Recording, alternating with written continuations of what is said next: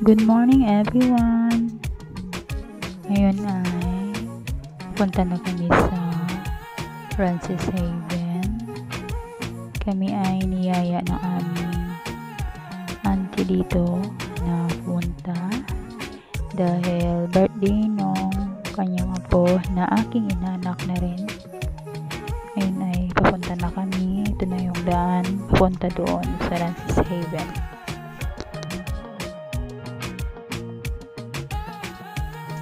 Tara na guys, samahan nyo kami at ating tuklasin ang Francis Haven. Lapit na kami sa Francis Haven.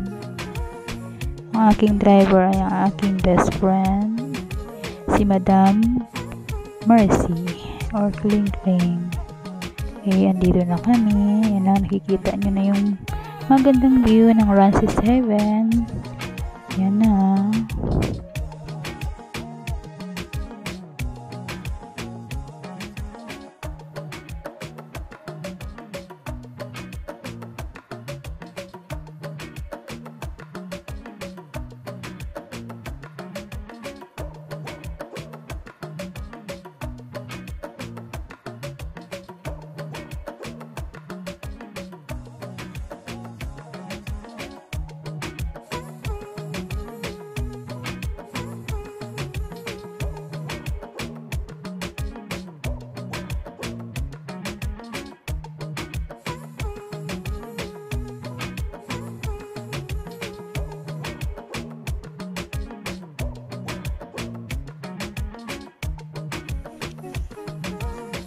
Ito yung mga kasama namin from Barangay Tacloban, mga kapatid or tita nung magbe-birthday.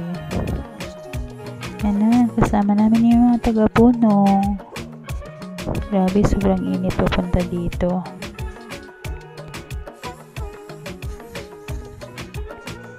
Parating kami dito ay mga 10 kasi umalis kami sa bahay ay 8:30.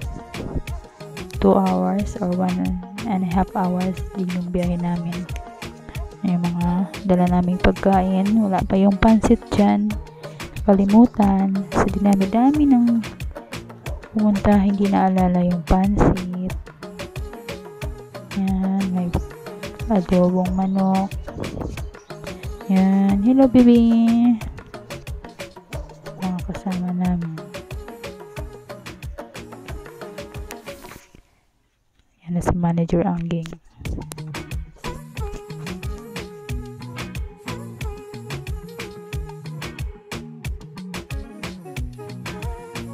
Ito na yung apo ni Manager Angging. Ayan, magbe-birthday na. Kalawang kaarawan na ni Gia. Yan. Pinapablow yung candle, ayaw, nahihiya kasi maraming nakatingin daw sa kanya. Yan.